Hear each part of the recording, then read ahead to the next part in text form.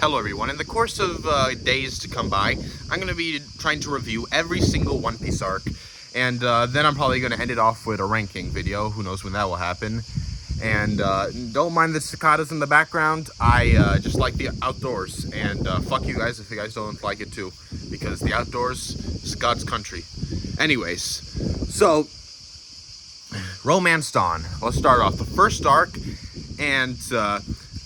and I'm gonna be honest here. I think Romance Dawn excels very well, mainly in the anime more, but I think it excels because it immediately introduces Luffy. He's in a good way. He's a great character starting off. He's very childish, but good thing is that unlike in post-time skip, Luffy actually matures when you see him as a grown-up, not a grown-up, like as a teen, over when you saw him as a child. It also introduces Koby and Zoro, and those are very good introductions, and I think that it's just done well. To be fair, I just don't have much to say about Romance Dawn, which is why I'm reviewing all of East Blue rather than just one arc, because I will have a lot to say about some future arcs, but for now, I just don't know what to say about Romance Dawn.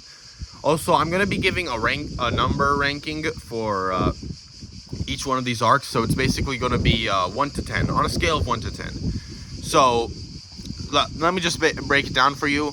So 1 to 4 is bad, and 4 is like a straight up bad. 5 is mediocre, 6 is okay, 7 is good, 8 is great, 9 is amazing, and 10 is perfect.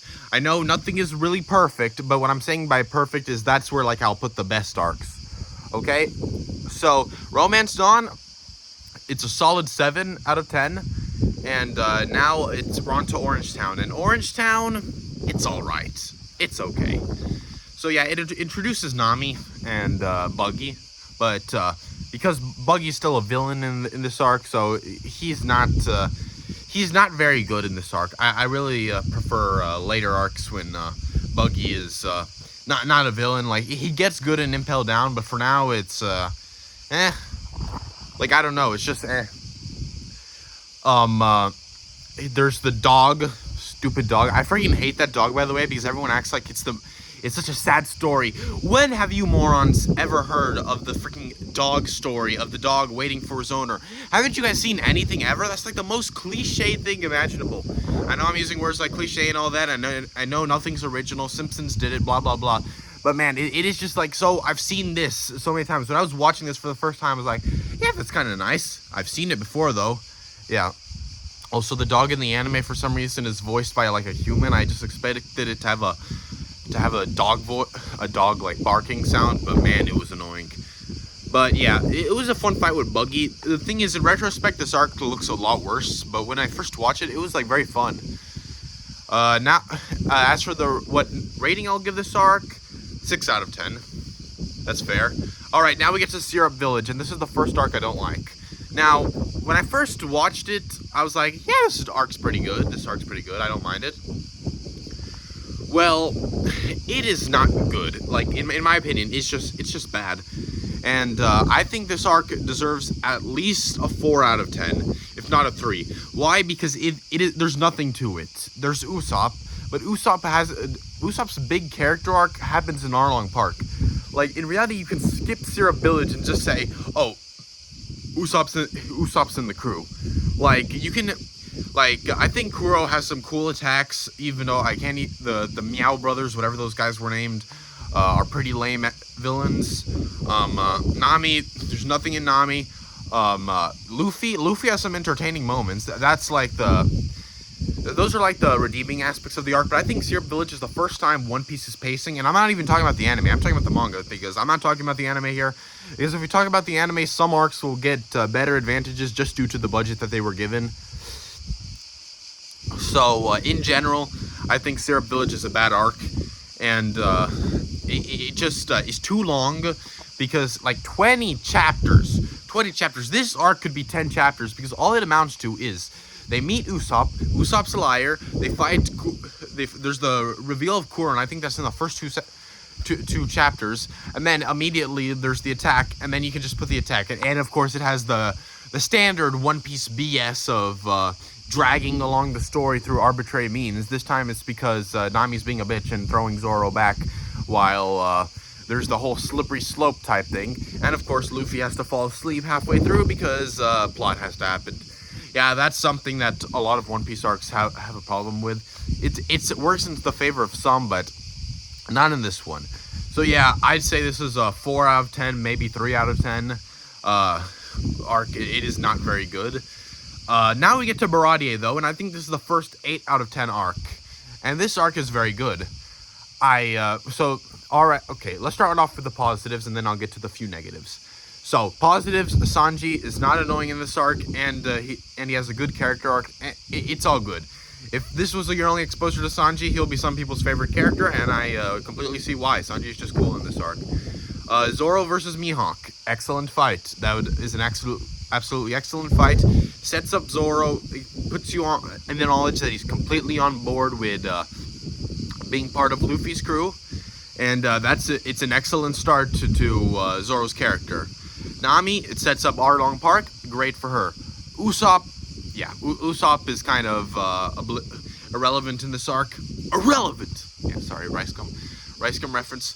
But Sanji's backstory is great. I watched the live action version and I think it's really good. But, of course, the manga also does a good job. I haven't seen the anime version and I don't care because it took out the part of Zeph eating his foot and that ruins it. That ruins it. The anime is freaking bitch made, I'm telling you. Now, as for negatives, Don Krieg. Don Krieg is a very cool villain for the most part. He has all sorts of crazy attacks and all that. But at the end of the day, I don't know. I just think that fight drags. There's a lot of dragging moments. There's some funny parts. I like the part where Krieg's crew is about to fight Luffy, and then Luffy just says, "You guys are not tough. There's just a lot of you," and they straight up cry about it. It's like, "Captain, he hurts our feelings," or something like that. That is funny moments, but still, it can't save the arc. That's what brings this arc down. Also, it doesn't have the same level of climactic nature. It's very much a prologue or a semi-final arc to Arlong Park, which I'm going to talk about Arlong Park, but it is but despite feeling a bit dragged out in some areas, and also my favorite character, Full Body, who has nothing to do. It's Full Body and Django, they have nothing to do. It makes sense why the live action kind of sniped them out of the story, pretty much. He's only there just to get beat up by Sanji. I'm not asking for these minor characters to have a bunch of things, but in future arcs like Water 7, these minor characters still have because Full Body just fucks off halfway in the arc. I know this sounds like a ridiculous thing to complain about, but it's just in the next arcs after this, a lot of these minor characters who don't serve a lot. This is not less of a criticism, more of something One Piece does good. But a lot of times these minor characters actually find important roles in the arcs. Anyways, enough rambling about that nonsense. Let's get to Arlong Park. And this arc, I want to give it a 9 out of 10, but I'm going to have to say 8 out of 10. I'm not going to explain why. So, I think the unraveling to Nami being part of the crew, excellent. That was excellent, perfect to the T in how it was done. Usopp is amazing in this arc. He has goes through a character arc, and it's probably the first time Usopp is shown to be actually cool, and actually he defeats someone who's way stronger than him, and I think that's that signs of what's to come, because post time skip did Usopp real dirty, but so far I think but as for what's it called, Arlong Park, Usopp is excellent. Arlong, great villain as usual. I know he doesn't appear anymore in the story, but for what he is, he's a very good villain. Now, I think the fights with Zoro and Sanji are good. That last fight is great. Of course, this is also the first killed my parent flashback, and yeah, we're gonna be seeing a lot of those. But this is the first time it's happened, so I'll give it some slack. It was the first time it happened. I know it feels considering all the other One Piece flashbacks that go along those lines, you say, oh, your mom died, we know that. But this is the first time it happened, so I think it was really good. Next up, we have the fight with Luffy and Arlong at the end, and I've seen Totally Not Mark's review, and he said he thinks this fight isn't that well done, and he thinks the map room came out of nowhere. And maybe I'm just biased towards because of how I experienced this arc for the first time. Because I first experienced this arc, I read it at Barnes & Noble's, and I only had like and I started reading it right when they arrived, like right when he breaks into Arlong Park. And I knew about the walk, I knew about Nami stabbing herself, but I had no idea why. So I was basically looking at this through Luffy's perspective.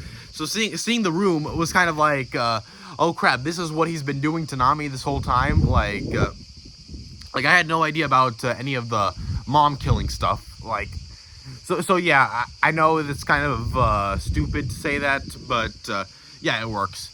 And it's also short. Thank goodness. This arc is so short. It's like 20 chapters long, and it does everything it needs to in those 20 chapters, and it is so perfectly paced that more One Piece arcs need to take note. Now, why is it an 8 out of 10 and not a 9 out of 10? Well, the thing is, I think this arc is great, but I don't think it's amazing. Mainly because it just doesn't have the same level of scale. I'll explain that in a second. So, in order for an arc to have this level of scale, it needs to be like something like Alabasta. And at the end of the day, Arlong goes down quickly. Luffy is thrown into the water, which I think is great because it like allows the other Straw Hats to have more.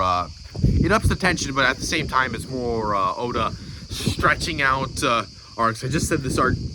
Excuse me. I just said this arc had good pacing, but I think it.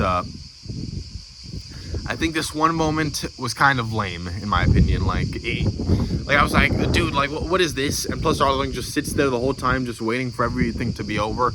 And plus, he barely shows any dominance in the fight. Like, Luffy kind of beats the crap out of him the whole way through, which is very satisfying considering the things you see him do. But I just, I mean, I don't know. I think making it like having Luffy have more injuries, like the Don Krieg fight. Totally not Mark mentioned this, but yes, in the Don Krieg fight, Luffy sustained more injuries. So yeah, I think this is what's keeping it from being a 9 out of 10, and so it's going to still be an 8 out of 10 in my opinion. But that's it for East Blue, pretty much. I know there's also Logtown. I'm gonna throw Logtown. I can give it 6 out of 10. Okay, it just sets everything up. I'm gonna also throw in what's called. Reverse Mountain, since I also have nothing to say about that arc. 5 out of 10. Mediocre, but like it just establishes the rest of the series, but it's kind of boring at the end of the day. You get what I'm saying?